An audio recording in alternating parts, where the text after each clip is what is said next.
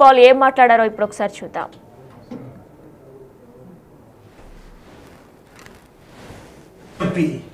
హర్ష కుమార్ గారిని పోలీసులు ఇప్పుడే అరెస్ట్ చేశారని వాళ్ళ అబ్బాయి చెప్పడం జరిగింది.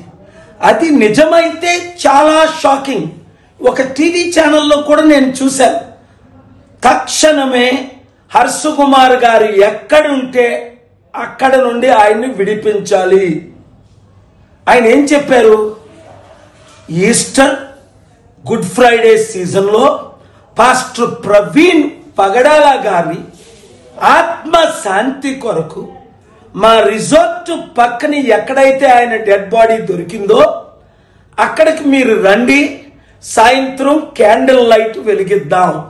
తప్ప పోస్ట్ మార్టం చేసిన రోజుని రిపోర్టు రిలీజ్ చేయకుండా పోలీసులు నాకు ప్రామిస్ చేసి అందరికీ ప్రేయర్ ద్వారా పంపిద్దామని చెప్తే కనీసం ప్రవీణ్ పగడాల అంత్యక్రియలు కూడా ఆయన ముఖం కూడా చూడనివ్వకుండా వేల మంది పాస్టర్లను అడ్డుకొని లాఠీ చార్జీలు నా కళ్ళ ముందే చేసి ఆ డెడ్ బాడీని తీసుకొచ్చారు.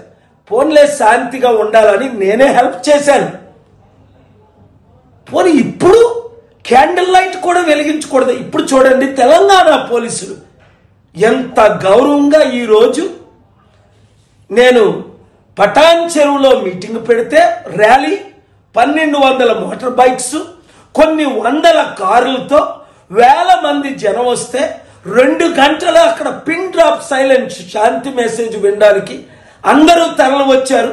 పోలీసులు అద్భుతమైన పని చేసినందుకు వారిని నేను దీవించి వచ్చాను. ఏమైంది ఆంధ్రప్రదేశ్ పోలీసులకి? ఇది చంద్రబాబు నాయుడు గారి కుట్ర, అక్కడ లోకల్ ఎస్పీ ఐజీ కుట్ర, డీజీపీ కుట్ర. ఆల్రెడీ ఆంధ్రప్రదేశ్ హైకోర్టు మీకు నోటీసులు పంపింది. ఇది హత్య అని హర్ష కుమార్ గారు లాంటి వారు వందల మంది చెప్తుంటే, వేల మంది చెప్తుంటే, కోట్ల మంది బయటకు వస్తే ఇది మీరు యాక్సిడెంట్ అని రుజువు చేసి ఏదో కింద మీద వేసి ట్రై చేశారు. నేను మాట్లాడిన పోస్ట్ మార్టం స్టాఫ్తో, ఒక పోలీస్ ఆఫీసర్తో, అందుకే సిబిఐ ఎంక్వైరీ వేయండి, ఇది హత్య అని నాతో అంటున్నారు. ఈ యాంగిల్లో మీరు ఇన్వెస్టిగేట్ చేయమంటే నోర్లు ముయించడం ఆర్టికల్ 19 వయలేషన్ కాదా? స్వేచ్ఛను మీరు తీసేస్తారా? ప్రశ్నించొద్దు అంటే కోట్ల మంది ప్రశ్నిస్తారు. తక్షణమే హర్ష కుమార్ గారిని రిలీజ్ చేయండి, లేదా నేను అర్జెంట్ ప్లాన్లో ఉండి బయలుదేరి రావాల్సి ఉంటుంది. ఈ విధంగా హర్ష కుమార్ అరెస్ట్ పై పాల్ స్పందించారు. మనం ప్రజెంట్ బిగ్ టీవీ ఎక్స్క్లూజివ్ గా కూడా చూస్తున్నాం. మాజీ ఎంపీ హర్ష కుమార్ ని పోలీసులు ప్రవీణ్ మృతి చెందిన స్పాట్ నుంచి కూడా తీసుకెళ్తున్న విజువల్స్ కూడా మనం ఎక్స్క్లూజివ్ గా చూస్తున్నాం. అయితే ఆయన్ని పోలీసులు అదుపులోకి తీసుకున్నారు. ఎక్కడికి తీసుకువెళ్లారు అనేది ఇంకా తెలియాల్సి ఉంది.